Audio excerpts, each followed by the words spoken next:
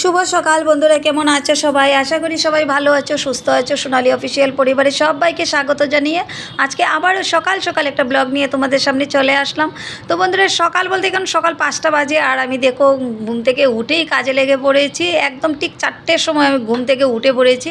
তো এত সকাল সকাল ঘুম থেকে উঠে তাড়াহুড়া করে কাজ করার কারণ হলো বন্ধুরা, আমার বড় মেয়ে আজকে বাড়িতে চলে যাচ্ছে, আর ওর ফ্লাইট আছে সকালে 8টা 45 মিনিটে। তো তার আগে তো আমাদের এয়ারপোর্টে পৌঁছাতে হবে, তার জন্য আর এই চিন্তায় আমার রাতে একদমই ঘুম হয়নি।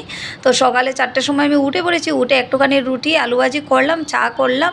আর এইদিকে দেখো গাড়ি এসে দাঁড়িয়েছে গেইটে। আর সকাল 3টের থেকে যে একটা বৃষ্টি শুরু হয়েছে কি বলবো, একদম কোথাও যেতে গেলে দেখবে তো বৃষ্টি একটা সবার আগে শুরু হয়ে যায়, একদম ভালো লাগে না। তো আমরা মোটামুটি রেডি, দেখো বেরিয়ে পড়লাম সবাই মিলে। গাড়ি রিজার্ভ গাড়ি নিয়ে যাচ্ছি, তো তার জন্য সবাই যাচ্ছি ওকে দেওয়ার জন্য। তো আমরা দেখো বেরিয়ে পড়লাম।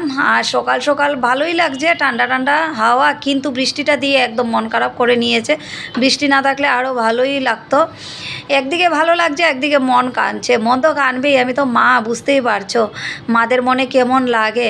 একদিন আমার মাও এইভাবে কেঁদেছিল, আমিও আমার মাকে ছেড়ে চলে এসেছিলাম। আমরা যখন বাবার বাড়ি থেকে চলে আসি, আমাদের মা একদম কান্না কান্না করে একদম ইসে করে নেয়।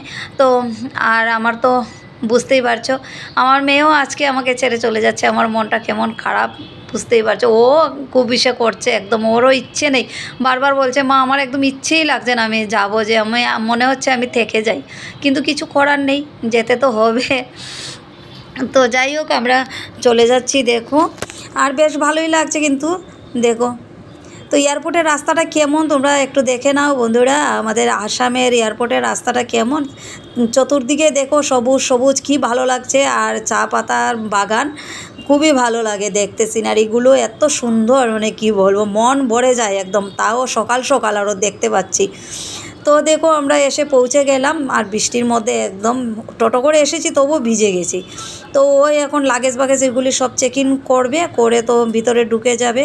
আর আমি দেখো জড়িয়ে ধরে আমি হাসছি, আমি কান্না দেখাচ্ছি না, একদম আমার বুক ফেটে যাচ্ছে। ওরও একদম কান্না কান্না চলে এসছে দেখো, কিন্তু কি করা যায়। তো ও ভিতরে ঢুকে গেছে, আর ওরা দেখো মন খারাপ করে বসে আছে। দেখো ওরা বলছে ইস আরও একটুখানি তো বসতে পারতো। আর এই যে ব্যাগে কাপড় দেখো ওজনে বেশি হয়ে গেছে, তো কাপড়গুলো বের করে দিয়ে দিয়েছে, এক ব্যাগ কাপড় দেখো। তো ওইগুলি বাড়িতে নিয়ে চলে যাবো এখন।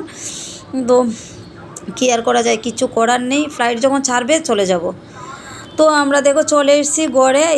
আমি গড়ে এসে পৌঁছিয়েছি, আর আমার মেয়ে আমাকে ফোন করেছে, মা আমি চলে এসেছি, কলকাতা পৌঁছে গেলাম। তো এসে দিশা বলছে মা খিদে পেয়েছে, এই যে সকালে রুটি বানালাম একদমই খাইনি, ওরা একদম সকাল সকাল খেয়ে যে অভ্যাস নেই।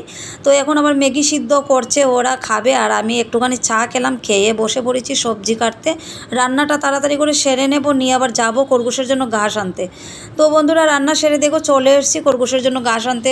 ওরাও সকাল থেকে খাবার খায়নি, ঘাস একদমই ছিল না। আর বন্ধুরা ব্লগটা হলো 2 দিন আগের করা, কিন্তু আমি 2 দিন থেকে ব্লগটা একদম এডিট করার সময়ই পাচ্ছিলাম না, তার জন্য দিতেও পারছিলাম না, একটুখানি লেট হয়ে গেল। তো ব্লগটা আজকে এখানেই শেষ করছি। তোমরা সবাই ভালো থেকো, সুস্থ থেকো, আবার দেখা হবে নতুন একটা ব্লগের সাথে। টাটা সবাইকে।